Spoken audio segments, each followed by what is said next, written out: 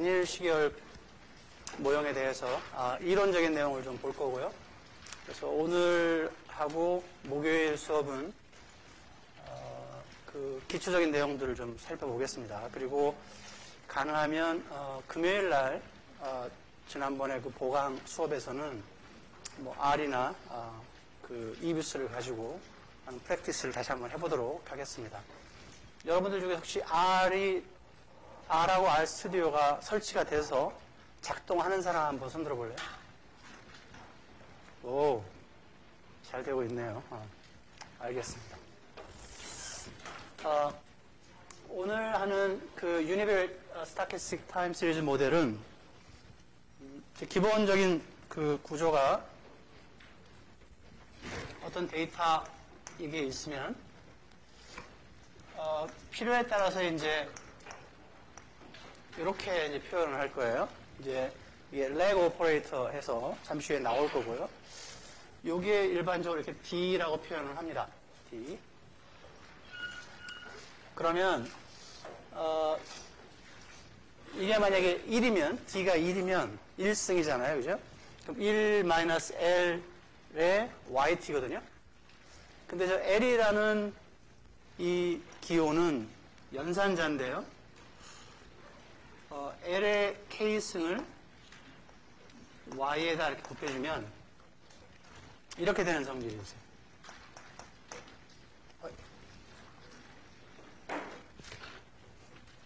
그러니까 레그를 취하는 거예요. 변수의 레그를.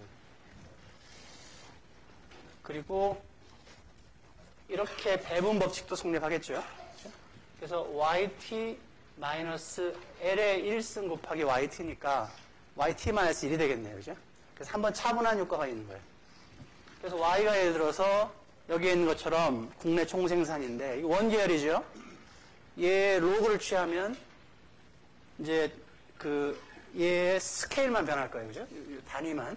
지금은 이렇게 아주 어마어마한 단위지만 로그를 취하면 뭐 6점 얼마, 7점 얼마 뭐 이런 이제 작은 숫자가 되겠죠. 그죠? 네. 그래서 로그를 취한 국내 총생산이 예를 들어서 YT라고 하면 얘가 1인 경우에 1-L을 곱해주면 그게 경제 성장률이 된다 하는 거죠. 이 데이터는 분기별로 존재하기 때문에 분기 성장률이 된다 하는 거고요.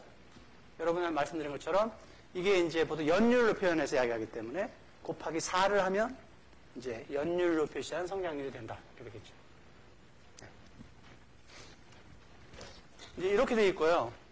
그 다음에는 이제 요 앞에도 이제 보통 우리가 뭘 곱해줄 건데 요런 걸 곱해줄 거예요. 기호로. 왜냐하면 이게 굉장히 길게 쓰는 표현이기 때문에 짧게 쓰기 위해서 이렇게 썼어요. 설명을 할 거고요. 그 다음 필요하면 여기에 이제 어떤 뭐 상수항이 있을 수 있겠네요. 그죠? 경제 성장률은 0으로 회귀하는 것이 아니라 어떤 숫자로 회귀할 수가 있기 때문에 그죠?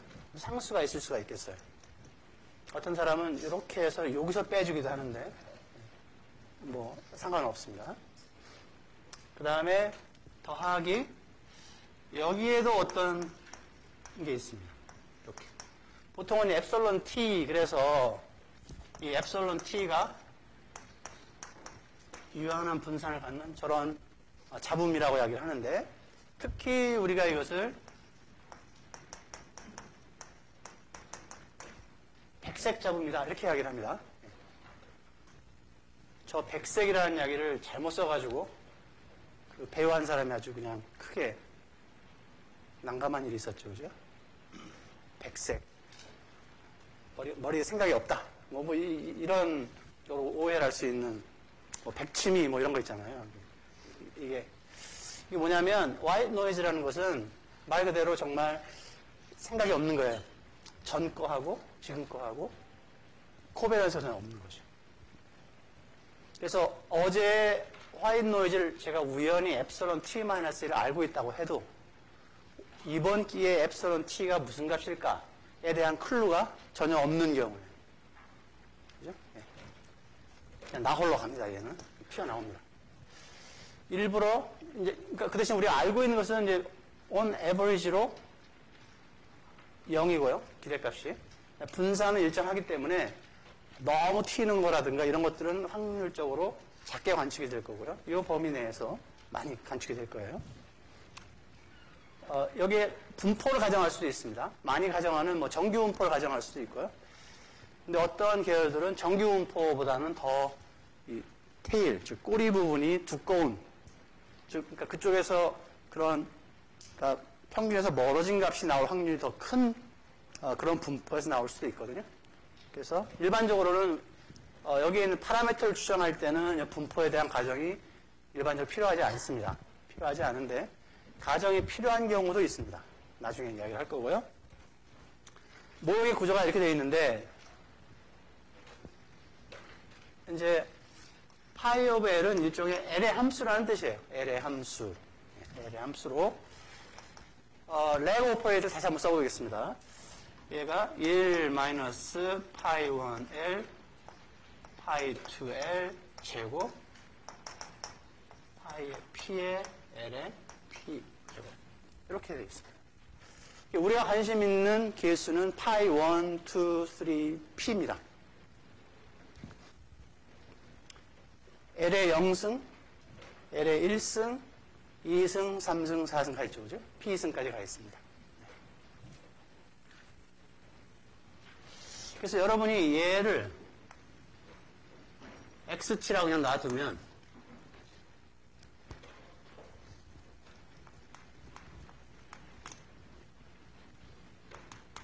그리고 D가 1이라고 가정을 하면은요. 경제 성장률이라고 그랬죠. 예를 들면. 그죠? 안정적인 계열입니다. 안정적인 계열. 이 XT가 여기에 곱해져 있잖아요. 그죠? 여기. 그러니까 XT 곱하기 얘는 XT입니다. 마이너스 파이 1 XT 마이너스 1이 되겠죠? 마이너스 파이 2 XT 마이너스 2 이쪽 되겠죠. 그죠? 그래서 XT만 남겨놓고 나머지를 왼쪽으로 넘기면 XT는 파이 1 XT 마이너스 1 이런 식으로 되겠죠. 그죠? 그래서 자기 자신의 과거값이 자기를 설명하는 거예요. 그래서 이런 부분을 자기 회귀 보통은 Y를 X로 회귀 분석했죠? X가 Y를 설명하는 거예요. 그 회귀 분석이잖아요. 리그레션이잖아요. 얘는 자기 자신의 과거값들이 설명을 합니다. 그래서 자기 회귀입니다. 그래서 세타 오브 L은 비슷하게 정의를 합니다. 우리 렉처 노트에서는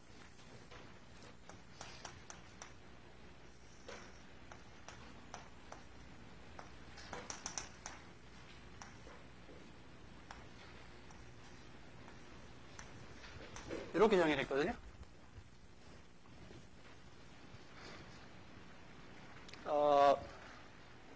R에서는 얘를 플러스로 정해서 플러스로. 그러니까 어떤 소프트웨어를 쓰느냐에 따라서 저게 플러스이기도 하고요. 마이너스이기도 합니다. 그래서 여러분들이 이제 나중에 이 값을 리포트를 할 때 보통 얘는 이렇게 쓰거든요. 얘는 이렇게 쓰는데 이쪽은 이렇게 쓰는 사람도 있고 이렇게 쓰면 모양이 같잖아요. 근데 어떤 경우에는 이걸 플러스로 하는 경우도 있습니다. 그래서 지난번에 한번 이야기를 한 것처럼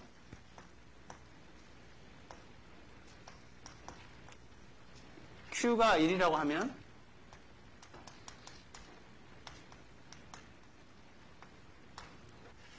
이런 식으로 시퀀스가 만들어지겠죠. 그죠?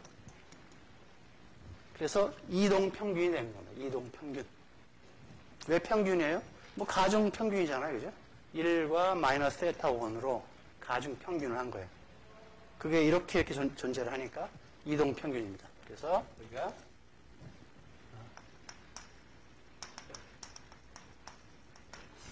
그래서 자기 회귀는 오토 리그레시브고요. 오토 리그레시브고 이동 평균은 무빙 에버리지이기 때문에 오토 리그레시브 가운데 I고요.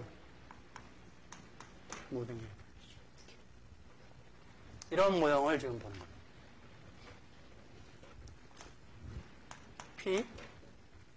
P는 얘고요. 그죠?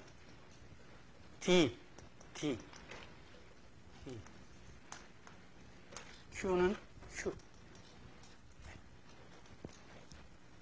되겠죠. 추정할 파라미터는 파이더라고요. 세타, 뮤, 시그마 제곱. 지난번에 우리가 이거를 모형화를 할 때, 실질 국내 총생산을 할 때, 아리마, 2, 1, 0를 추정을 해봤는데, 그러니까 여기까지 있다는 거잖아요. 얘는 없고, 얘는 그냥 엡실론 t고, 얘하고 얘가 비유의적으로 나왔습니다. 비유의적으로. 그 이야기는 랜덤이라는 뜻이죠, 그죠? 그냥 차분한 데이터가 랜덤이다. 엡실론 t다. 이런 모양이 됐어요.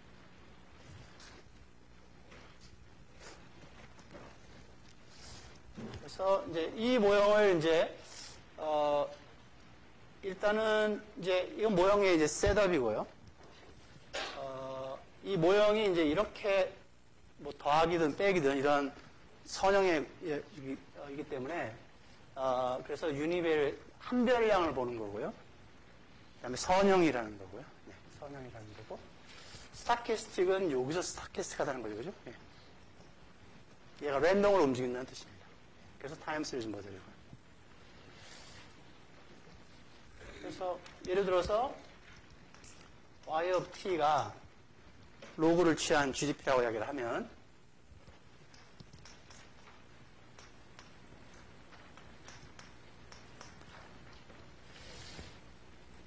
이렇게 된 모델은 뭐냐면 얘는 이제 똑같은 피처로 있는데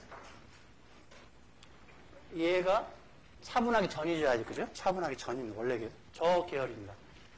얘가 상수가 있고 베타가 있고 t가 있거든요. t는 시간축이잖아요. 시간축. 그러니까 상수와 절편, 절편과 기울기가 있는 요게 알파 더하기 베타 t입니다. 여기 직선. 한때는 이런 데이터를 보고 이게 직선이고 직선 주위로 움직이는 엡실론이다. 이렇게 생각한 적이 있었습니다. 엡실론이라는 게 이것보다 위에 있으면 경기가 익스펜션이고 밑에 있으면 리세션이고 이렇게 이야기를 한 적이 있었습니다. 지금은 이제 그게 그렇지가 않다는 것이 이제 알려져 있지만 처음에는 이제 그렇게 됐죠. 그래서 그 초기에는 이제 그렇게 생각을 하니까 그러면 t 앞에 있는 베타라는 게 결국은 일종의 이제 기울기를 결정하니까 성장률과 마찬가지잖아요. 저게 이를테면 잠재 성장률, 즉 장기 평균 성장률이 아니겠냐 이렇게 사람들이 생각을 했어요.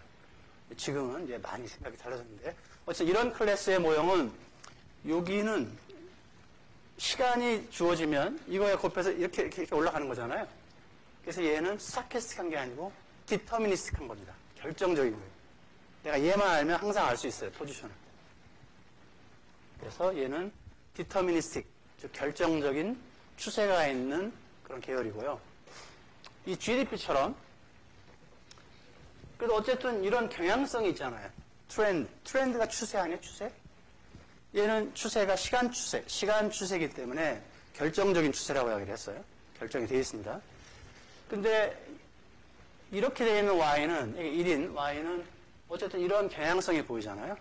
지난번에 잠깐 언급한 것처럼 저기도 추세가 있는데 그 추세는 결정적인 추세가 아니라 스타캐스틱 트렌드다.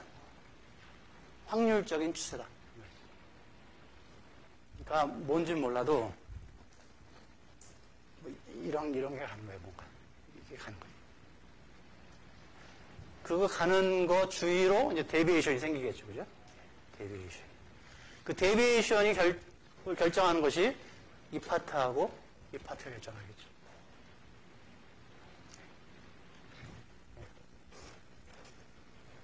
그래서 좀 더 이제 그런 모델에 대해서 이제 보고 예측을 하려고 하고 있고요. 모델 셋업은 이제 크게 이제 디터미니스틱 트렌드가 있는 모델과 스타캐스틱 트렌드가 있는 모형 두 개로 구분을 했다 하는 거고요. 얘를 이제 추정을 해야 되겠죠, 그죠? 추정을 할 때는 보통 우리가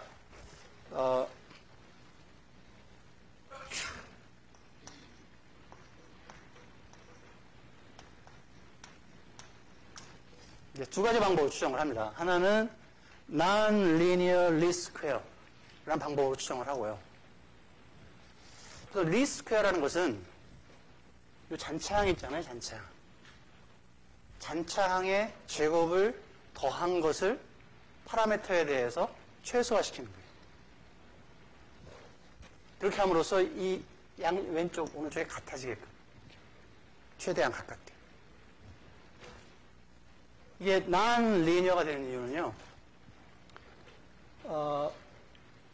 이쪽에 자기 회귀 파트만 있는 모형에서는 y를 그거의 렉으로 회귀 분석을 하기 때문에 그냥 선형 모형입니다. 여러분들이 알고 있는 리스퀘어를 쓰면 됩니다. 파라미터에 대해서 선형이기 때문에 그렇습니다. 목적 함수가. 그 잔차의 제곱의 합이 파라미터에 대해서 선형이기 때문에 1차 미분하면 바로 나옵니다. 근데 이제 이쪽 파트가 있으면 잔차의 제곱 합, 이 잔차의 제곱을 얘가 일종의 이제 파이의 함수고 세타의 함수거든요. 물론 뮤도 있겠죠. 그래서 이제 얘를 최소화시키는 이 파라미터의 컴비네이션을 찾는 건데, 저 목적 함수가 저 세타 파라미터들이 있게 되면 비선형으로 나타납니다. 그래서 선형인 이 방법은 쓸 수가 없고요. 이렇게 됩니다. 그래서 선형은 비선형인 거에 한 서브셋이 되기 때문에 이비스에서는 그냥 이게 디폴트입니다. 이비스에서는 리스퀘라고 하지만 실은 non-linear든 linear든 그대로 그냥 적용이 되는 방법이고요. 이 경우에는 이 분포에 대한 가정을 할 필요가 없습니다. 왜냐하면 잔차의 제곱의 합을 어쨌든 간에 최소화하면 되는 거거든요. 근데 MLE를 하게 되면 이게 maximum likelihood estimation이거든요. 얘는 우도 함수라는 것을, 그러니까 얘를 최소화하는 게 아니라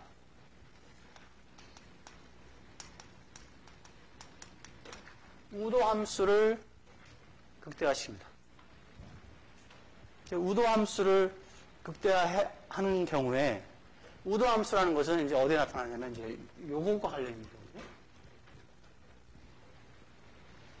그래서 이를테면 정규 분포, 분포 과정이 필요합니다.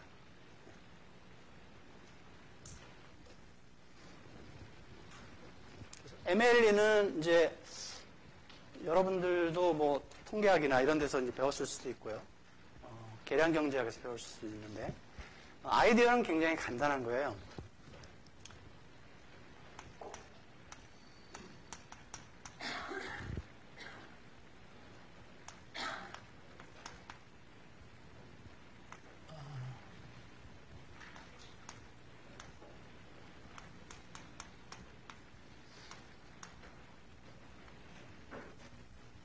이게 뭘까요?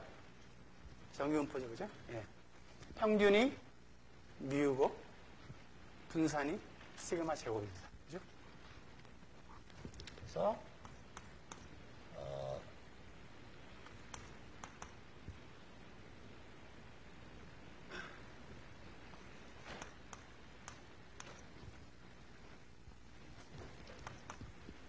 이제 확률 밀도 함수를 P라고 하면 이제 이렇게 이제 표현한다는 거잖아요.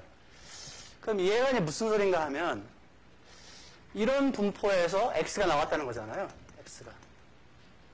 그래서 지난번에 이야기한 것처럼 이제 표준 정규 분포를 해서 제가 숫자를 드로우하면 0과 1에서 드로우하잖아요. 그러니까 0과 1에서. 그죠? 그러면 대체로 1.96과 마이너스 1.96 사이의 숫자가 95% 정도가 드로우 되겠죠, 이게. 랜덤 넘버를 드로우하는 함수들은 정규 분포인 경우는 이것밖에 없습니다. 그러면 이런 경우에 얘를 어떻게 드로우하냐는 거예요. 별로 어렵지 않습니다. 얘를 시그마를 곱해주고요. 더하기 뮤를 합니다. 이렇게. 그래서 표준정규 변량이 예를 들어서 엡실론 t라고 여러분 가정을 해보면 들어했다고 하면 랜덤 베리어블이니까 기대값을 계산할 수 있죠. 기대값.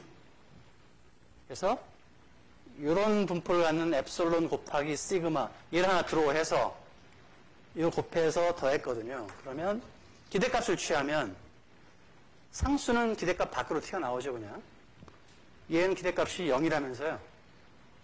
그래서 기대값이 뭐예요? 뮤죠. 그죠? 뮤. 분산은 뭘까요? 분산을 이렇게 씌우면 상수는 분산이 없습니다. 그죠?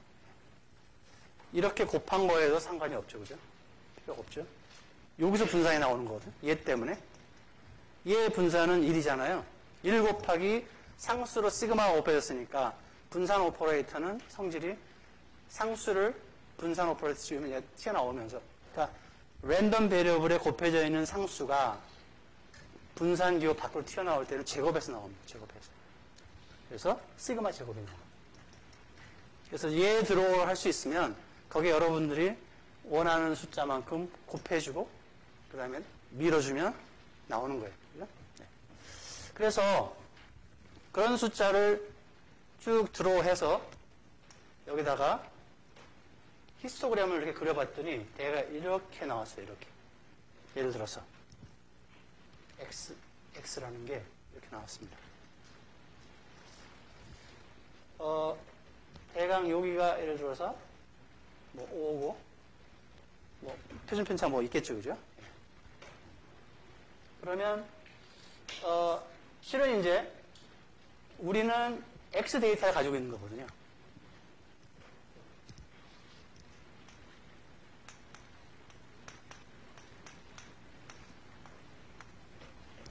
X가 주어졌을 때 얘가 뭘까? 얘가 뭘까 생각해 보는 거예요. 그래서 만약에 제가 뮤가 10이다. 뮤가 10이다라고 생각해 보겠어요. 뮤가 10이면 한 이 정도 있겠죠. 그죠? 10. 그 다음에 이렇게 정규표 그려봅니다. 뭐 시그마는 거기 같다고 치고요. 일단. 그러면 데이터들은 좀 여기 분포되어 있죠.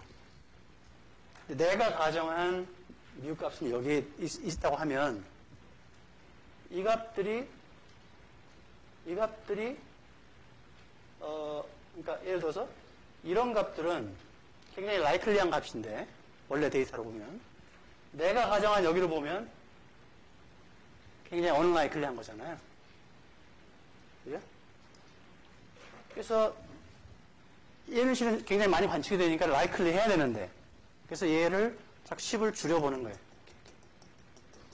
그랬더니 여기서 딱 모양이 예를 들어서 이렇게 나올 수 있겠죠. 그죠? 그러한 뮤를 찾는 거예요. 데이터가 주어졌을 때 어떤 값 컨비네이션이 돼야 데이터를 잘 설명하는 그게 나오겠느냐 하는 거예요. 근데 데이터하고 분포하고 매핑을 할 때 얘의 모양이 이렇다고 가정을 했잖아요. 그래서 가정했다는 얘기예요. 그리고 얘를 특별히 우도함수라고 해서 likelihood 펑션 이렇게 부르거든요. likelihood 펑션이라고 부르는데 likelihood 펑션은 보다시피 모양이 같습니다. 얘하고. 같습니다. 얘가 얘입니다. 얘.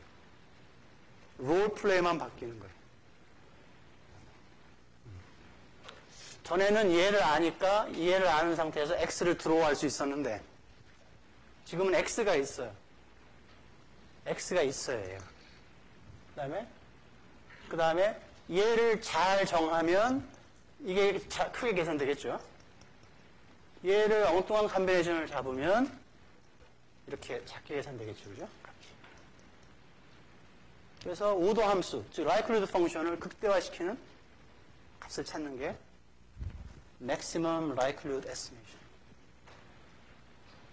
그래서 이 MLE가 실은 시계열 앞에 전반부에 대부분 조금만 모형이 어드밴스가 되면 대부분 다 MLE로 가거든요. MLE로 가는데 MLE는 실은 이렇게 간단한 우도 함수 형태부터 시작해서 굉장히 복잡한 우도 함수까지 여러 가지 형태가 많이 있을 수 있는데 여러분 프로블럼에 맞는 우도 함수를 잘 설정만 하면 나머지 추정하는 것은 나머지 여러분이 이 프로블럼의 우도 함수는 이렇게 생겼다. 그리고 x끼리는 서로 랜덤이기 때문에 만약에 100개의 관측치가 있다고 하면 100개의 관측치에 대해서 주어진 파라미터 하에서 계산을 해볼 수가 있겠죠. 그죠? 또 다른 컨비네이션으로 계산해 볼 수가 있고 한 것을 모든 관측치에 대해서 계산해서 원래는 곱해야죠. 100개를 시퀀스로 봤으니까 우리가 곱해야 되는데 이게 랜덤인 경우에는 100개의 그 결합 분포가 아니라 개별 분포를 100개를 그냥 곱해주면 되거든요. 근데 항상 곱하기는 좀 어렵죠. 뭔가 좀 불안해 이게. 그래서 로그를 취합니다.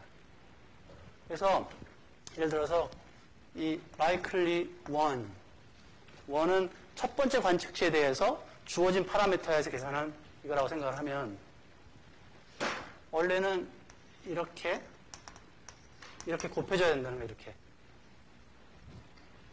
그거를 극대화시키는 거거든요. 근데 얘를 이제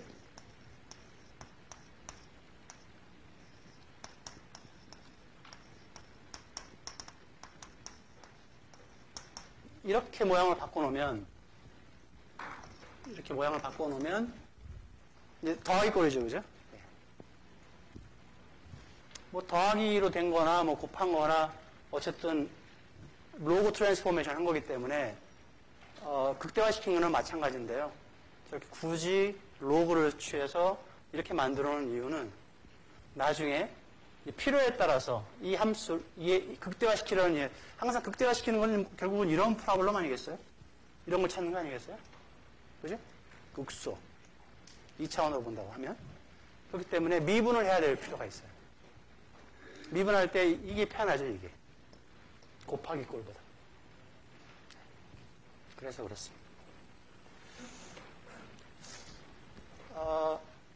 더 좋은 거는요, 여러분들이 얘를 1로 할까, 0으로 할까. 그러니까 여기에 있는 것은 보통 우리 모델에서는 0, 1, 2 이렇게 하는 누가 봤어요? 테이핑이 안 되고 있다는 지금 흉흉한 루머가 있어서 우리 클래스를 다시 해야 될지 모르겠어요. 그러니까 실수가 아니라 정수죠, 정수. 0, 1, 2 이렇게 하는 겁니다. 그죠? 예. 보통 여러분들이 관심 있는 시계열에서는 0과 1, 그 둘 중에 하나입니다. 저한테 오늘 이메일을 보낸 학생 중에서, 어린이 대공원의 출입자 수, 그거를 저한테 물어본 사람 혹시 학생 봤어요? 아, 그래요? 뭐 관광객 수, 뭐 출입자 수, 이런 걸 해보면 매년 증가하잖아요. 대부분 이런 모양이에요. 그래서 1일 확률이 높죠. 추세가 있어 보이잖아요. 그죠? 소득, 이런 거.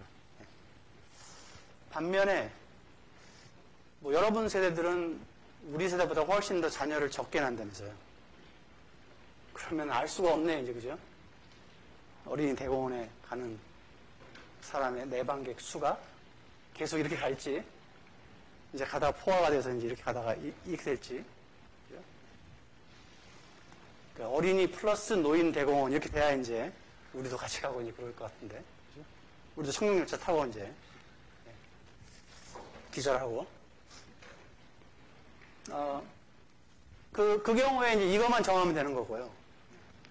그래서 학생이 저한테 질문한 거는 이제, 여러 가지 방법이 있는데, 어린이 대공원의 내방객 수가 예를 들어서 Y라고 하면, 로그를 취한 숫자가 예를 들어서 Y라고 하면, 자꾸 로그를 취하는 이유가 차분 로그 차분을 하면 성장률이 되기 때문에 그렇습니다. 증가율. 그죠? 증가율. 그런 이제 관람객 수를 X로 설명할 수도 있고요. 자기 자신의 과거 값으로 설명할 수도 있겠어요. 그죠? 그래서 우리가 보는 이 시계열은 자기 자신 가지고 지금 하는 그런 경우고요. 만약에 Y가 이렇게 생겼는데 X로 얘를 설명을 하려고 그러면 예측을 한다고 했을 때 얘가 Y가 T 시점이고요. X가 T 시점이잖아요. 얘 다음 시점 알려면 뭘 알아야 돼요? 이 파라미터뿐만이 아니라 얘도 알아야 되죠. 그죠? 예. 그럼 얘를 또 예측을 해야 되는 거예요. 예. 참 불편하네. 그죠? 예. 그냥 해버리면 좋겠는데. 그래서 이제 내가 예를 들어서 뭐 이쪽 변수, 그러니까 이 관람객들과 관련되어 있는 뭐 다른 변수들, 그래서 뭐 국민 소득이라든가 뭐 이런 것들이 쭉 있다고 하고 그런 거에 대한 적절한 내가 시나리오를 줄 수 있다고 하면 회귀 분석 모형도 할 수가 있죠. 그죠? 설명 변수 쭉 해가지고. 근데 시계열 모형 관점에서 보면 시계열 모형에서는 이제 이렇게 접근하는 게 가장 내추럴하고 일단은. 네. 그 다음에 아무래도 국민의 소득이, 주머니 사정이 그런, 그, 팀파크에 가는 그 숫자를 결정을 한다, 설명한다. 그러면 이 주머니 사정을 고려할 수 있는 이제 소득과 관련된 무슨 지표가 있을 거 아니에요. 그죠? 그러면 이제 이거 후에 배우는 것은 이제 Y1 변수가 내방객 수고요. 소득과 관련된 지표가 Y2 변수가 될 수 있겠죠. 그죠? 그래서 얘를 벡터로 모형화를 하는 거예요. 지난번에 본 것처럼. 그러면 벡터로 모형화를 하면 서로 관련이 있다고 하면 얘가 동시에 이렇게 예측이 되겠죠. 그러니까 하나에 대한 예측을 별도로 할 필요 없이 얘가 동시에 이렇게 가게 돼 있어요. 예측이 돼서 편리하죠. 도움이 됐길 바라겠습니다. 여기 보면 이게 D인데 아까 0, 1 이렇게 하는 정수라고 얘기했었는데 저게 fraction이 될 수도 있어요. fraction. 지금은 저거 한데 예를 들어서 fraction이 분수잖아요. 분수. 이런 거예요. 요즘 그 TV 뉴스에 보면 심심치 않게 우리 동네에 풍력발전소가 있어서 이 돌아가면서 나는 소리에 사람이 돌겠다. 뭐 이런 기사들 많이 나오잖아요. 그죠? 이게 그러니까 로우 프리퀀시에서 나는 그런 피치로 나온 소리라 밤에 딱 자려고 탁 하면 그 프리퀀시를 계속 넘어와서 톡 찍고 가는 거거든요. 우리 뇌를 사람이 못 자죠. 그죠? 이게 그래서 굉장히 문제가 되는데 풍력발전소를 세우려고 하면 바람의 그 뭐 세기라든가 뭐 이런 거에 대해서 이제 그 조건이 맞아야 되잖아요. 그러면 바람의 그런 풍속 같은 것들도 예측하는 모델을 만듭니다. 시계열적으로. 그래서 그런 것들, 뭐, 간만의 차이라든가 이런 거죠. 뭐, 강의 수위라든가 이런 것들을 보통 우리가 Natural Time Series라고 하는데요. 자연 시계열, 자연과 관련된 그런 시계열을 모형화할 때는 이제 얘가 0, 1, 2 이런 경우와는 좀 다르다. 다른 특성이 있다. 그래서 이렇게 분수로 가는 경우가 있긴 있는데 그건 나중에 이야기고요. 지금은 D는 0이나 1 정도 생각하면 되겠다 하는 거죠. 안정적인 시계열은 그냥 0으로 두고 모형화할 거고요. 그 다음에 불안정 시계열은 이제 1로 두고 하겠다. 여기에 있는 것은 뭐냐면 이제 데이터 그러니까 항상 데이터를 보면 처음에 얘가 월별 자료인지 분기별 자료인지 연도별 자료인지를 알고 있어야 그 유니트를 가지고 성장률을 이야기하더라도 서로 혼동이 안 되는 거예요. 분기별 성장률하고 연도별 성장률은 당연히 다르겠죠. 그렇죠? 그 다음에 real versus nominal은 이제 저게 실질 지표냐, 명목 지표냐, 뭐 이런 거고요. 그 다음에, 그러니까 예를 들어서, 외국에서는 그 주택 가격, 미국이 양적 완화를 중지하겠다, 엑시트하겠다 할 때, 가장 많이 본 지표 중에 하나가 주택 가격 지수거든요. 왜냐면 모기지 그런 쪽에서 이제 빵 터져가지고 그냥 됐잖아요. 그때 보는 주택 가격 지표는 보통 우리가 얘기하는 케이스 실러 지수라는 미국의 그 유명한 인덱스인데요. 한국은 이제 케이스 실러에 해당되는 지수가 한국은 나오지는 않고 있고요. 데이터 사정으로 인해서 한국은 이제 주로 KB국민은행에서 하고 있는 이제 호가지표가 하나 있고 오랜 시계열이 있고 그 다음에 한국감정원에서 나오는 이제 지표가 있는데 짧습니다. 짧고 이게 가치 지수여야 되는데 코스피처럼 금액으로 만드는 가치 지수여야 되는데 일부는 이제 가서 이제 서베이나 퀘스처네어를 해갖고 한 이제 그런 게 막 혼재돼 있어서 좀 데이터가 한국은 가장 큰 쪽이긴 한데 근데 어쨌든 이제 국제회의 이런 데 가면 미국의 주택 가격이 이제 회복세에 들어왔다. 회복을 했다. 뭐 이런 이야기 할 때는 항상 그 사람들은 실질 지표를 쓰거든요. 근데 한국에서는 제가 실질 지표 쓰는 사람을 한 번도 못 본 것 같아요. 공식 석상에서. 한국에서 이야기하는 주택 가격, 지난 일주일 동안 올랐다, 내렸다 하는 것들이 다 그냥 명목 지표네요, 명목 지표. 한국은 인플레는 두렵지가 않은 거예요. 우리는 인플레이션은 두렵지가 않아요. 그냥 가격만 뛰면 한 방에 우리는 이제 갭 투자 메꾸고 이제 할 수 있는. 아마 그런 거일지 모르겠는데 어쨌든 리얼과 노미널은 항상 구분을 해야 되거든요. 네. SA 계열하고 NSA 계열이 있다는 것도 이야기했습니다. 네.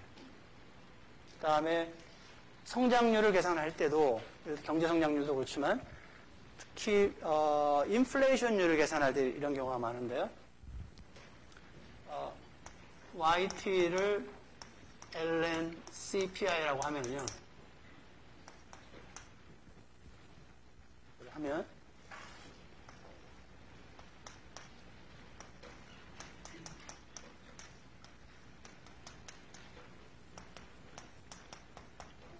이게 일반적인 인플레이션을 계산하는 전년 동월비. 다음 기는 어떻게 돼요? T 플러스 1, 다음 달에는 T 플러스 1, T 마이너스 11이 되겠네요. 그죠? 그래서 이렇게 해서 계산을 가는 거예요. 이렇게 해가지고. 가운데 중첩이 되는 기간이 11개월씩은 늘 겹쳐가네요. 그죠?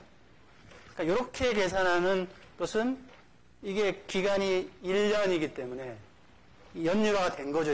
그죠? 연율화가 됐지만 어쨌든 이게 중첩이 돼서 간다. 반면에 이제 잠깐만요. sorry. 얘가 로그를 이미 취했기 때문에 이렇게 하면 되겠네. 빼주면 되겠네.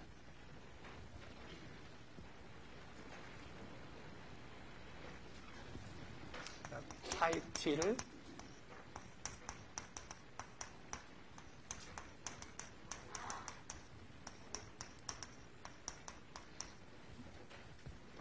이게 원계열식으로 계산한 거고요. 이렇게 계산을 하고 로그 차분을 그냥 합니다.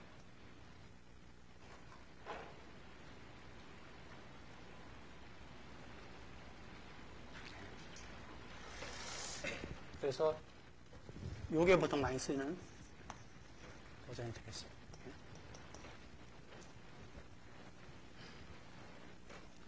반면에 이제 이렇게 계산을 하면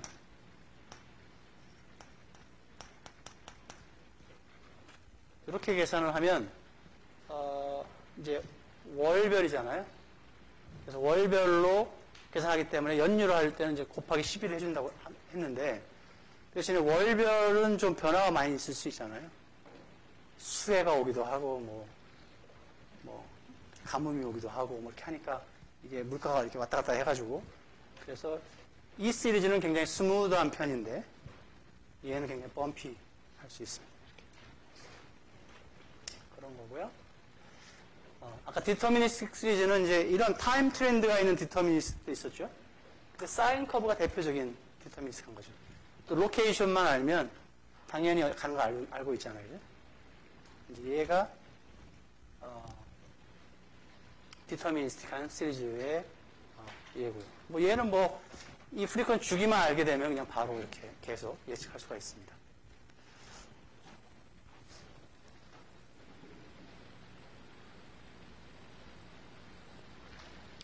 그래서 이제 여기를 보면 이제 결국 우리가 이제 예측을 하고 싶은 대상들이 이제 시계열인데요.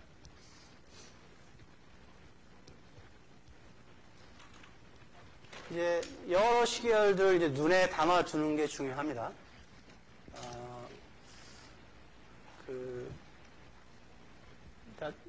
그게 무슨 이야기냐면 이제 실은 코스피가 어떤 모양으로 갈까?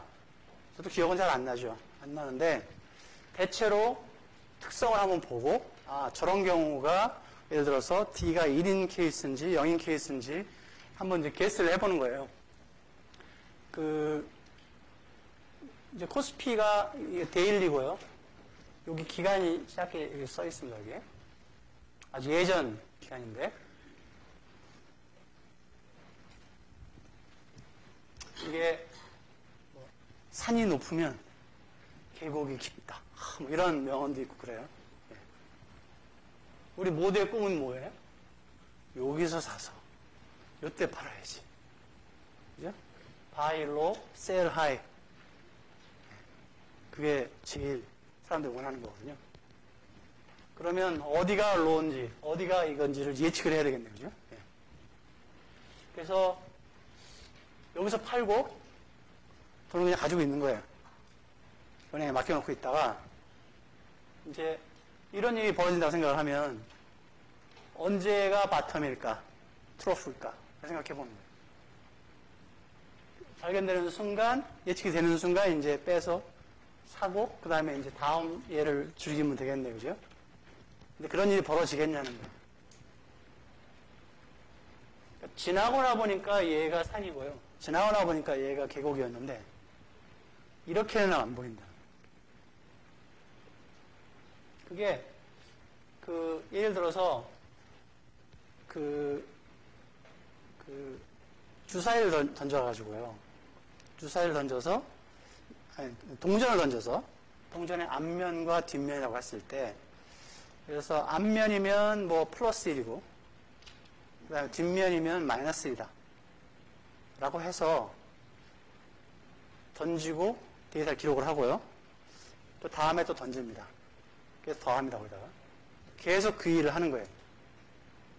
그래서 이걸 여러 번 해서 이만큼 데이터를 쌓아놓고 한번 모양을 보면 어떤 모양이겠는 건가요? 던져서 여러 번 컨트롤할 수 있는 게 아니죠. 그죠? 앞면과 뒷면. 근데 5만 가지 모양이 다 만들어지는 거예요. 정말 이렇게 가는 모양도 만들어지고요. 이렇게 가는 모양도 만들어지고요. 이렇게 가는 모양도 만들어지고. 랜덤함에도 불구하고. 그래서 이제 나중에 렉 오퍼레이터를 배울 때 좀 더 이야기를 할 텐데, 그냥 지금 차라리 이야기하는 게 나을 것 같네요. 이제 얘가 로그를 취한 코스피라고 하면, 코스피는 종합주가 지수인 거 알고 있죠, 그죠? 유학생들은 잘 알죠? 모를지 모르겠네요. 종합주가 지수입니다. 코스피의 로그를 취한 것을 Y라고 두면, 예를 들어서 얘가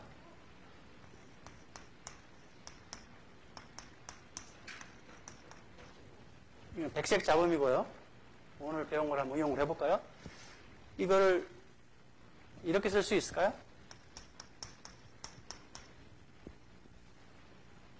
원래 ARIMA의 PDQ인데 그냥 제가 아무것도 안 쓰고 AR 파트만 썼잖아요. 그죠? AR1만 썼네, 그냥. 자기 회귀 모양입니다. 그러면 이제 얘를 하나 레그를 취해서 집어넣습니다. 여기. 그러면 이제 YT-1은 이렇게 되잖아요. 이렇게. 그럼 내가 이제 여기다 집어넣는 거예요. 그래서 YT는 써보면 들어가니까요. 파이 1의 제곱에 y t-2고요. 더하기 epsilon t 더하기 파이 1의 epsilon t-1. 이렇게 되겠네요? 맞나요? 네. 그죠? 이해가 생겼으니까 하나 더 렉을 취해서 또 집어넣을 수 있겠죠. 그죠? 계속 해보자 이거예요. 계속.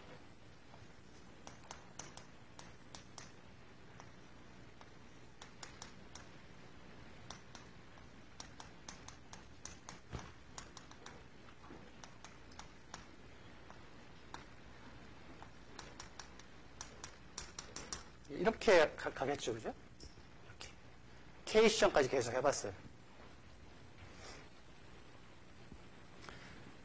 그래서 이게 무한대로 갈 수 있는 거예요. K가 계속 갈 수 있는 거예요. 그래서 어느 먼 시점 t-k 시점에 y의 값이 0이었다고 가정하죠. 0.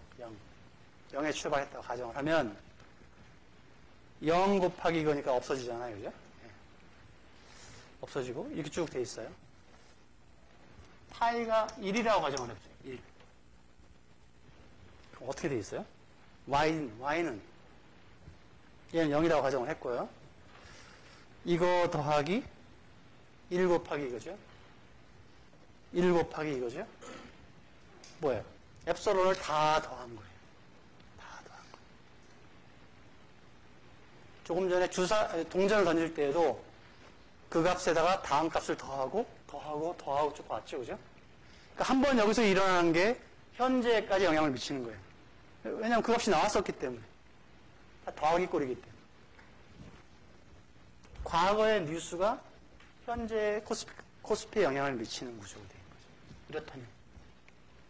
그래서 이렇게 된 것을 보통 우리가 시계에서 제일 유명한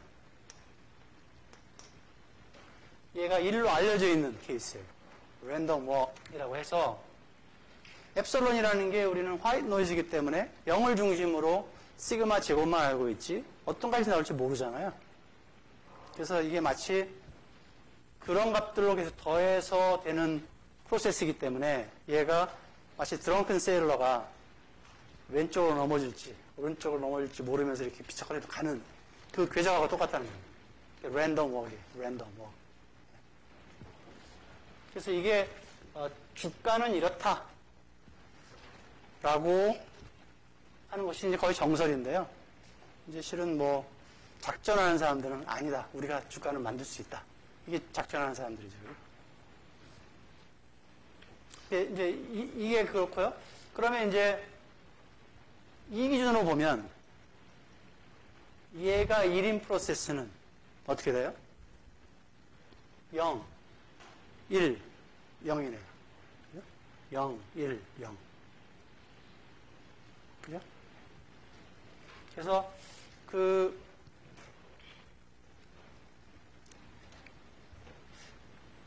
이제 나중에 이제 시계를 좀 더 이제 보게 되면 이제 어떤 우리가 관측하는 YT라는 게 이미 데이터가 있을 때 얘가 트렌드하고 사이클로 구성이 되어 있다. 트렌드도 이렇게 타우, 그릭 기호 타우로 썼고요.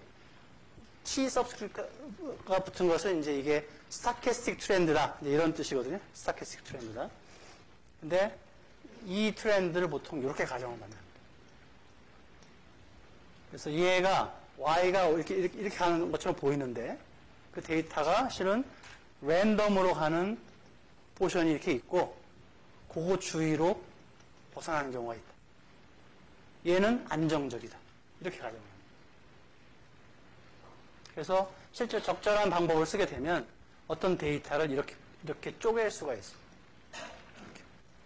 그 뒤에 나올 이야기고요. 근데 어쨌든 여기에 보는 데이터는 여러 가지 트릭을 해봤는데도 불구하고 그 종합주가 지수는 얘가 실은 여기서 계속 이렇게 갈지 뭐 이렇게 횡보를 할지 알 수가 없다.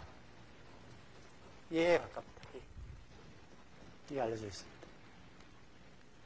우리가 봤던 GDP 데이터를 가지고 그 이비스로 엑서사이즈를 할 때도 아리마 기준으로 보면 제로, 원, 제로 모델이 나왔잖아요. AR 개수 두 개가 다 비유적으로 나왔습니다. 그래서 제로, 원, 제로였는데 마찬가지로 GDP도 아까 봤던 그것도 예측하기가 어렵다. 그 상수 외에는 어렵다. 그래서 이제 이렇게 이제 이거는 대표적으로 이제 얘가 0이 아니고 이제 1이면, 그러니까 1이라는 이유는 1이라는 것은 한번 차분해야 안정적이라는 거거든요. 한번 차분을 해야. 그래서 GDP 자체는 불안정 계열인데 한번 차분하면 성장률이 되는 것처럼 주가 지수는 얘이기 때문에 한번 차분을 하면, 로그 차분을 하면 얘는 수익률이 된다. 특히 로그로 차분해서 계산한 수익률은 연속 복리 수익률이라고 부릅니다. Continuously Compounded Return 그래가지고요. 그래서 얘는 이렇게 로그 차분을 해서 리턴으로 계산해서 얘를 모형화를 한다. 근데 10중 8구 이 데이터를 XT라고 불렀을 때 XT를 XT-1이든 아니면 과거의 어떤 다른 값들로 회귀 분석을 하면 10중 8구 그 회귀 분석에서는 R 바 스퀘어드가 마이너스가 나올 확률이 높다. 그게 대표적으로 백색 잡음을 그거의 과거치로 회귀 분석했을 때 나타나는 현상이다. 그러니까 랜덤이기 때문에 그렇습니다. 거의 랜덤. 설명력이 있다고 하더라도요. 0.01, 1%. 뭐 월별 그러면 뭐 5%. 그러면 이 움직임 중에서 이게 토탈 베리에이션이잖아요. 이게 총 분산이라는 게. 이 토탈 베리에이션 움직이는 것 중에서 그러니까 1% 그러면 거의 이 정도가 예측이 되고요. 그러니까 거기서 벗어나는 것들은 모르겠다는 거거든요. 예측 안 하는 거와 똑같은 거죠.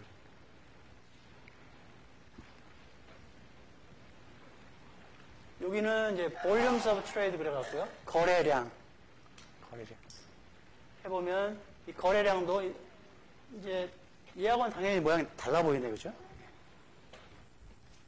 거래 이제 금액이 되겠는데 그 금액의 추이도 어느 날 많이 거래가 되고 어느 날 인포메이션이 들어오는 게 새로운 거 없으면 거래가 적게 되는 거예요, 그죠? 예. 근데 얘도 해보면 어떤 방법으로 해보면 안정적이라고 하는 사람도 있고 어떤 사람은 불안정적이라고 하는 사람도 있어요. 어쨌든 차분을 하면 이런 모양이다. 그죠? 가끔 이렇게 잡음이 툭 치고요. 그래서 처음에 데이터를 보면 여러분들이 이제 데이터를 이제 비주얼라이즈 시킨다고 하는데요. 이제 데이터를 이렇게 그림을 통해서 이렇게 보면서 시각적으로 이 데이터의 특성을 파악을 하는 거예요. 그래서 이런 데이터가 주어지면 이제 얘가 이렇게 차분을 해서 안정적으로 만들어서 분석을 해야 되겠느냐 라고 하는 것은 이제 적절한 시계열 테스트를 하게 될 거예요. 이제 시계열 테스트 하는데 일단 코스피는 랜덤웍이라는 게 잘 알려져 있어서 이렇게 얘를 로그 차분하면 이제 이런 모양이고 얘를 가지고 히스토그램을 그리면 여기 있는 것처럼 이제 막대 그래프가 히스토그램이거든요. 그리고 여러분들이 이제 뭐 통계학이나 뭐 이런 데서 이제 어떤 기법을 배우면 얘를 스무드하게 따라가는 선을 그릴 수가 있습니다. 이렇게 얘를 잘 따라가는 선을. 그래서 그렇게 그릴 수가 있는데 어쨌든 이렇게 데이터를 가지고 그린 이가 분포잖아요. 얘를 실증 분포, empirical distribution이라고 부릅니다. empirical distribution. 이 선은 뭐냐면요. 이 선은 데이터가 주어지면 평균을 구할 수 있겠죠. 분산을 구할 수가 있겠습니다. 평균과 분산을 알면 처음에 시작할 때 우리가 정규 분포의 밀도 함수 값을 어떻게 계산하는지를 봤는데 거기에 딱 집어넣으면 얘를 구할 수 있겠네요. 그죠? 이 이론적인 함수 모양을. x가 이렇게 증가한다. 이렇게. 이퀄하게. 그때마다 값을 계산해서 이렇게 찍으면 되겠네요. 그죠? 함수식이 알려져 있으니까 뮤하고 시그마는 데이터를 통해서 구해놓은 게 있으니까 x만 이제 변화시켜 보는 거예요. x만 변화시켜 가면서 이렇게 변화시켜 가면서 함수값을 쭉 계산을 해서 플러스를 하면 이렇게 나오겠죠. 그죠? 여러분이 잘 아는 종 모양이 나왔습니다. 좌우 대칭이. 그래서 이 분포가, 이 데이터의 분포가 이 데이터로부터 나오는 평균과 분산을 갖는 정규분포라면 얘하고 얘의 모양이 거의 같아야 되겠죠. 그죠? 대신 여기 의도적으로 뭘 보인 거냐면 이게 뾰족한 건데, 뾰족해. 정규분포보다 뾰족한 거. 그리고 생각보다 꼬리가 더 많이 있어요. 이렇게. 그래서 이렇게 꼬리가 두꺼운 것을 우리가 보통 fat tail이라고 부르고요. fat, 두꺼운 거예요. 뚱뚱한 거예요. 꼬리가. fat tail이라고 부르고요. 이렇게 이렇게 한 것을 첨도가 있다. 첨탑이라는 게 솟아있는 거잖아요. 그죠? 네. 그러니까 그릭으로 하면 뭐 렙토커틱이라는 말이 있는데 첨도가 있다. 그래서 얘하고 실증 분포하고 유사하면 정규 분포라고 내 가정을 하겠다. 이렇게 하고 이제 여러 가지 일을 할 수 있는 거고요. 네. 그렇지 않으면 이제 다른 거 생각해야 되겠죠. 여러분들 혹시 우리가 경제금융이니까 아마 재무 쪽을 많이 들었을 거예요. 파이낸스 쪽을. 거기 보면 efficient frontier라는 걸 그리잖아요. 이렇게 efficient frontier. 그래서 그게 로그 수익률이 정규 분포한다. 이 가정이 돼야 그 efficient frontier가 디라이브가 되거든요.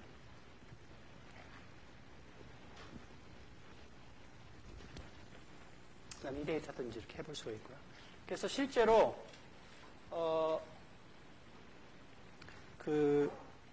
EBS에 이제 많이 나와 있는 이제 잠시 후에 보겠는데 이게 좌크 베라 통계량이라는 게 있어요.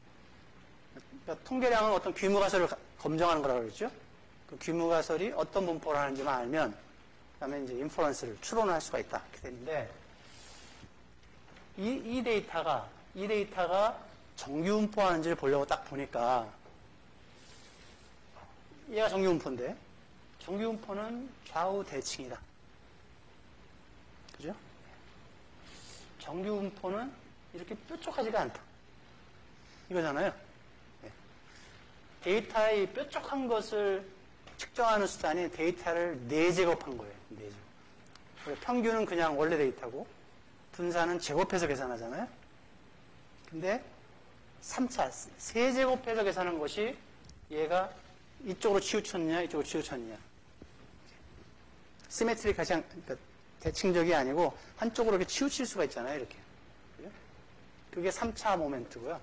3차 모멘트고, 4차 모멘트는 이렇게 4번 곱한 데이터를 가지고 계산하는 게 이거거든요. 그래서 그 3차 모멘트하고 4차 모멘트를 계산해서 좌크베라 통계량이라는 것을 계산을 하고, 그 좌크베라 통계량이 이론적인 정규분포 값이 이게 아마 3일 거예요, 3. 그 값보다 큰가 작은가를 가지고 이제 테스트를 하게 됩니다. 그럼 나중에 이제 나올 때 다시 한번 말씀을 드리겠습니다. 그래서 해보면 정규분포한다는 규모가설이 대부분 기각이 됩니다. 얘도 기각이 되고요.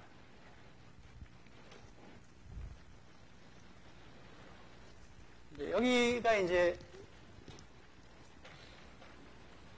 시력검사표 같은데 여기요. 여기 보면 이제 시리얼 코릴레이션이라고 해가지고 자기 상관 함수 오토 코릴레이션 펑션이거든요. 이게요. 오토 코릴레이션 펑션. 여기는 partial 오토 코릴레이션 펑션. 그래서 자기 상관 오토가 자기로 번역한다고 했고요. 코릴레이션 상관 펑션 함수. 그다음에 partial 편 자기 상관 함수. 이제 이 개념이 있는데요. 얘는 그러니까 데이터를 보면 이렇게 막 해보는 모양인데 원계열도 보고 차분해서 보기도 하고 분포도 보고 그 다음에 ACF라는 함수도 보고 이거 보는 모양이죠, 그죠? 그래서 걔를 설명을 이제 하려고 하는데 이 슬라이드는 전에 본 거죠. 제가 1-L로 했던 것을 이렇게 뒤집어 놓은 삼각형으로 표시했네요, 그죠? 나블라라고 읽는 그릭인데 보통 우리가 yt를 yt-1로 빼주면 걔를 여러분들 수학기호에서는 델타 ytx잖아요, 그죠? 델타 yt. 델타 yt인데 여기서는 델타 yt가 d가 0일 수도 있고요. 1일 수도 있고 2일 수도 있고 여러 가지가 있을 수 있으니까 이제 그거와 구분하기 위해서 이제 뒤집어 놓은 거예요. 이렇게. 네. 큰 다른 뜻은 없고요. 이렇게 돼 있고요. 네, 눈에 익죠, 그죠? 네. 렉 오퍼레이터는 이렇게 생겼다고 그랬고요. 네.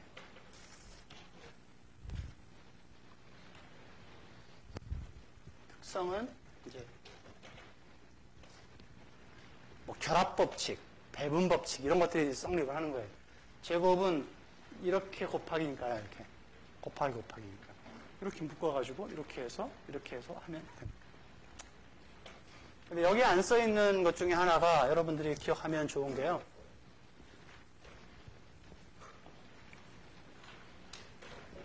이게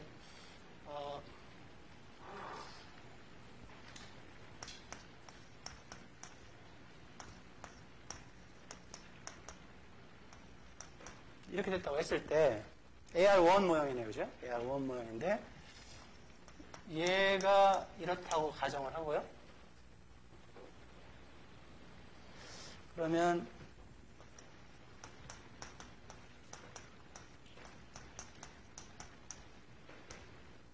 이렇게 되고요. 그래서 이 1 over 1 마이너스 파이 1 L이라는 게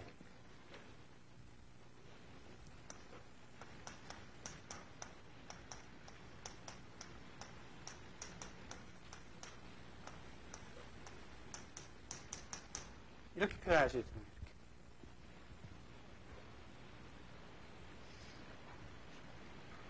마치 그 무한 등비급수 합처럼 팩터가 파이 1 L이네요. 그죠? 파이 1 L씩 계속 곱해진 거죠.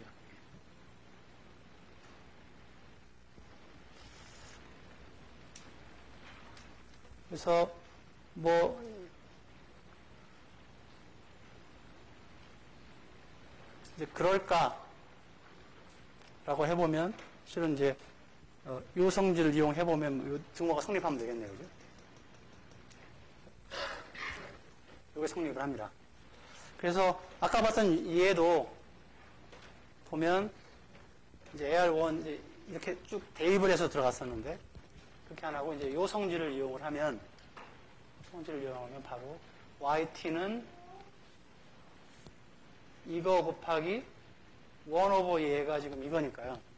엡실론 t 곱하기 이거잖아요. 전개를 하면 이 모양이 나오는 거죠. 파이가 1입니다.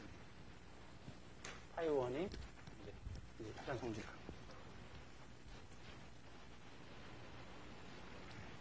그래서 렉 오퍼레이터가 이제 그런 성질이 있고요.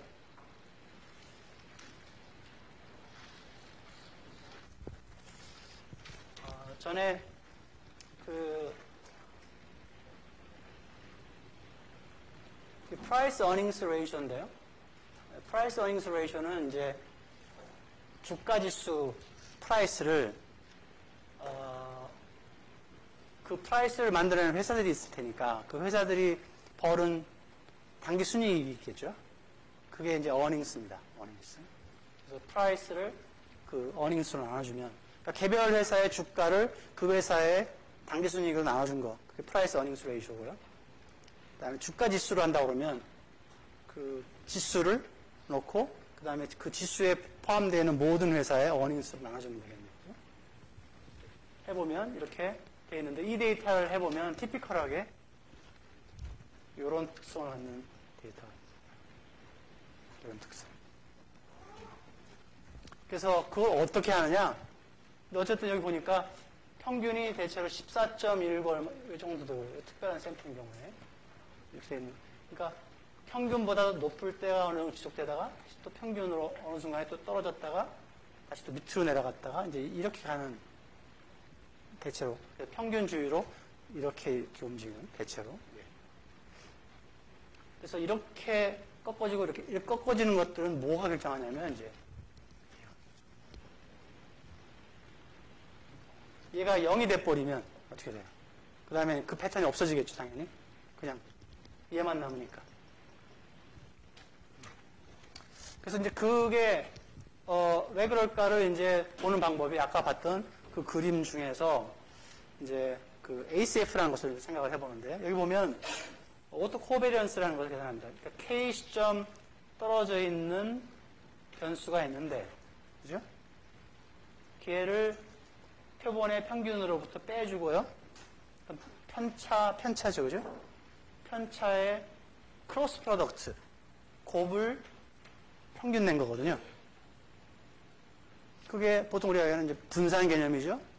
요 데이터와 요 데이터 사이의 분산이에요. 근데 자기 같은 X이기 때문에 오토고요. 자기 공분산, K 시점 떨어졌다. 그래서 게마 K고요. 표본으로부터 계산을 했다. 특정한 샘플, 캡 T개 가지고 계산했다. 그래서 여기에 해시 딱 붙은 거예요. 표본으로부터 이제 계산할 수 있고요. 얘가 T고 얘가 T면 뭐예요? 표본으로부터 구한 X의 분산이죠, 그냥. 그럼 게마 0 햇. 게마 0 햇.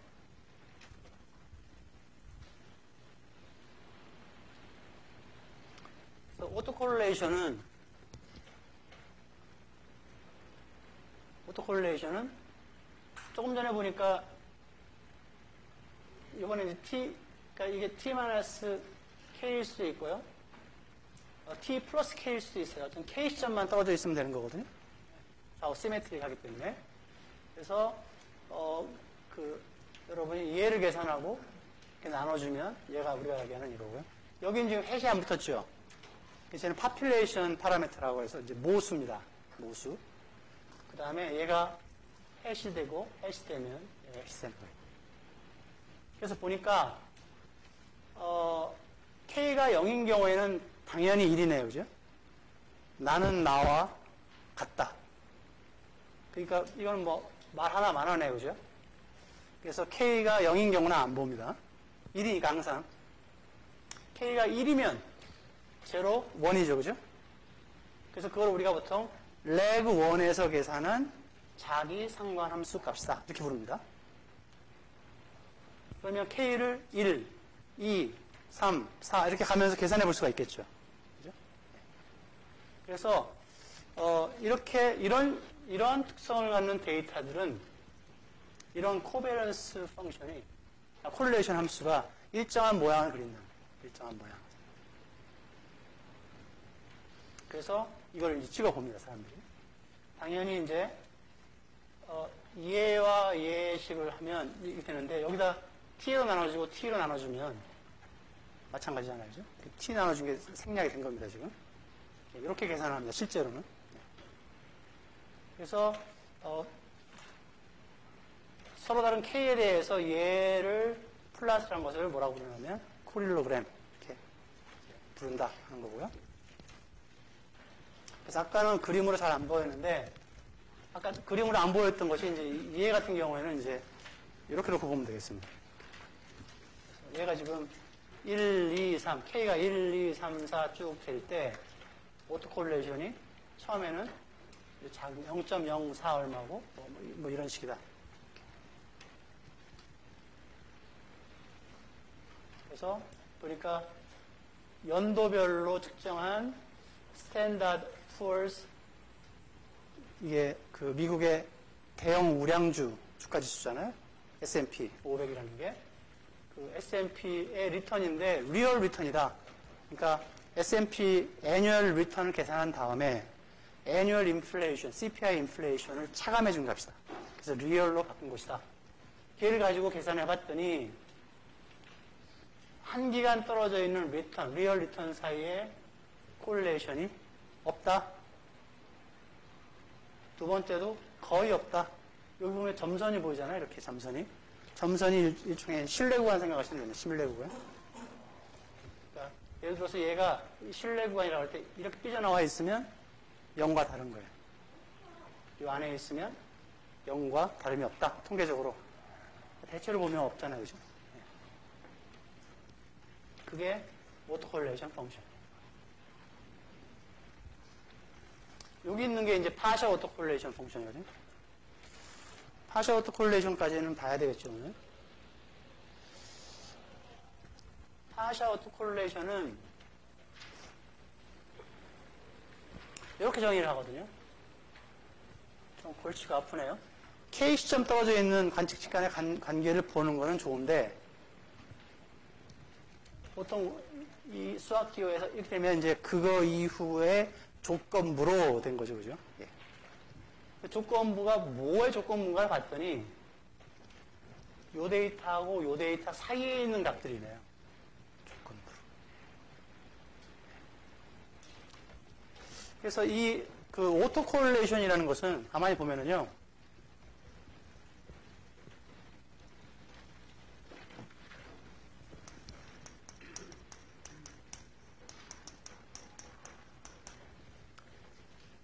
파이 1이 예를 들어서 이거 작다 가정을 하고요. 아직 저 공식은 제가 이야기 안 했고요. yt하고 한 시점 떨어져 있는 y 사이에 관계가 있습니까? 관계가 있나요? 있죠, 그죠? 0이 아니니까 있죠, 그죠? 네, 있습니다. 그러면 두 번째 질문. yt하고 yt-2하고 관계가 있나요?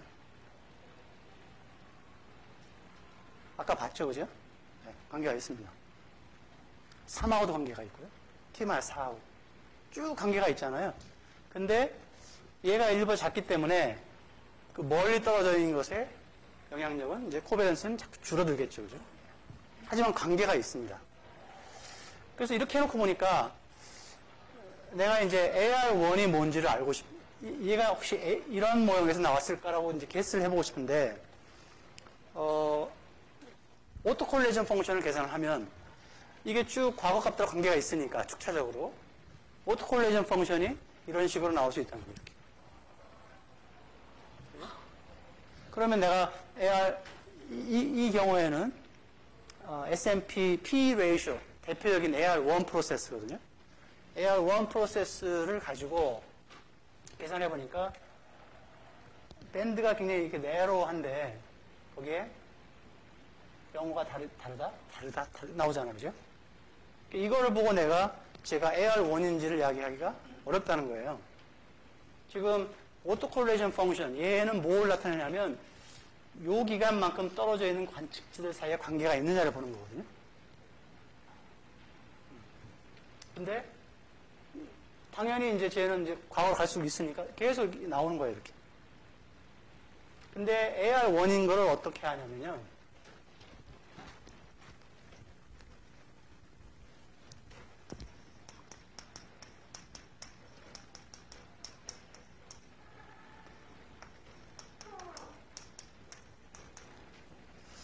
이제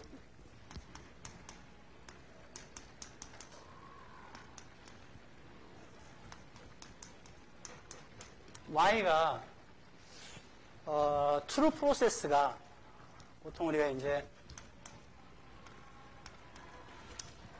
data generating process 그래갖고요. 자료 생성 과정이 뭐냐? AR1이다. 그럼 이게 맞는 거잖아요, 그죠? 이게 맞다. 이게 맞는데 제가 얘를 추정을 하면 불필요하게 얘가 더 들어간 거죠, 그죠? 그럼 이 개수가 뭐가 나올까요? 0이 나오는 거예요. 0. 그러면 하나 쭉 해서 이제 파이 3 yt-3 만약에 내가 truth가 이렇다고 하면 이렇게 추정하면 유의적으로 나오겠죠, 그죠? 관계가 있을 테니까. 이렇게 해도 유의적으로 나오겠네요, 그죠? 근데 이렇게 하면 어떻게 되겠어요? 얘가 0으로 나올 거라는 거예요. 그죠? 그 지금 캐치가 되세요? 내가 3시점 떨어져 있는 관측치를 보려고 하는데 그 사이에 있는 관측치는 여기서 고려가 된 거예요. 아까 컨디셔널 on 이렇게 됐죠, 그죠? 그래서 이 파셜 오토 코릴레이션이라는 그 옆에 있는 그 그림은 뭐냐면 이제 뭔지 모르는 상황에서 이렇게 회귀 분석해서 얘를 기록을 합니다.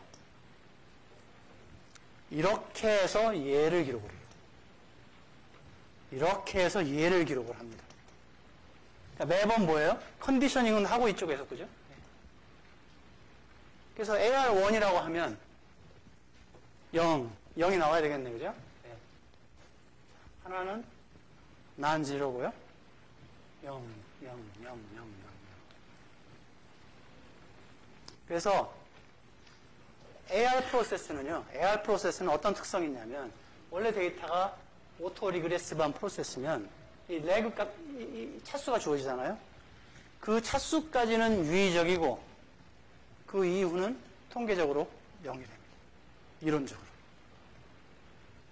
AR 프로세스는 그런 특성이 있습니다. 그래서 내가 어떤 데이터가 AR인 것 같은데 AR1인지 2인지 3인지 이건 잘 모르겠다. 그러면 뭘 봐요? partial autocorrelation을 계산을 해서 어디서 꺾어지는지를 보는 거예요. 네. 얘가 유의적이다가 꺾어지는데 나는 계산할지 모르지만 이 소프트웨어가 친절하게도 밴드를 만들어 주니까 이렇게 그죠? 네. 밴드를 만들어 주니까 난 그거를 밖으로 튀어나오는지만 볼 수 있는 거죠. 여기 보면 P-밸류라는 게 있어요. P-밸류라는 게. 그래서 이게 코릴레이션이 뭐 0인가 이제 보는 이제 그런 방법도 이게 있는데 어쨌든 얘를 보고 유의적이고 그다음에 2부터 전부 0이다 그러면 AR1이라는 거예요. AR2면 10중 8구 얘가 이렇게 나오든가 아니면 이쪽으로 이렇게 튀어나오든가 이렇게 나왔을 거라고요. 그 나머지는 0이고. 그래서 이걸 보통 우리가 어떻게 표현하냐면 영어로 표현할 때는 이게 cut off 한다. cut off. 여기서 요거 leg 1 이후에 cut off 하면 AR1이다. 얘하고 얘는 일종의 나중에 보면 알겠지만 미러 이미지예요. 얘가 cut off를 하면 얘는 서서히 죽게 돼 있어요. 그래서 이거를 taper off 한다고 합니다. taper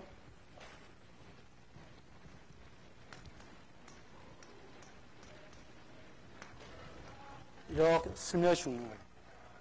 이렇게 죽을 수도 있고요. 죽어가는 거예요.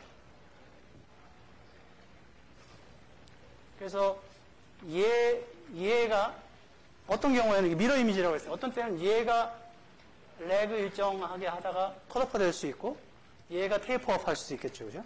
반대로. 그 반대의 경우는 뭐냐면 얘가 컷오프를 하고 얘가 테이프업 하는 경우가 무빙 에버리지 프로세스입니다. 무빙 에버리지 프로세스에서 MA 파트가 MAQ면 하나, 두 개가 Q라고 하면 뭐쯤까지라고 하면 하나, 둘, 셋, 넷, 다섯 MA 다섯, MA 5까지가 유의적이고 나머지가 0이다 하고 치면 이게 지금 컷오프하는 피처라고 생각할 수 있는 거죠. 그래서 여러분 나중에 이제 해보면 MA 모델로 Q를 많이 주고 추정을 하든가 아니면 AR 모형으로 하나만 주고 AR1을 추정하든가 해보면 결과가 거의 비슷하게 나올 거예요. 근데 이제 보통 우리가 두 개를 다 기억하면 하나도 기억을 못 하잖아요. 그죠? 맨날 틀리는 쪽만 계산하잖아요, 우리가. 머피의 법칙에 의해서. 네. 그래서 하나만 기억을 합니다. 하나. MA는 AR의 반대라고 생각하면 된다고 했으니까. 그래서 ARP인 경우에 P는 차수, ARP인 경우 P까지 유의적이고 나머지는 컷오프 한다. 그러면 P차 자기회귀 모형이 된다. 그걸 아는 방법은 partial autocorrelation을 본다. partial autocorrelation은 중간에 있는 값을 요거 조건부로 얘와 얘의 관계, 얘를 본 것이다. 예전에 컴퓨터가 발전하지 않았을 때는 이거를 계산하는 게 굉장히 골치가 아팠어요. 이게. 왜냐하면 이 식을 추정하기가 어려운 거예요. 예전에는. 지금은 이렇게 쉬운 거예요.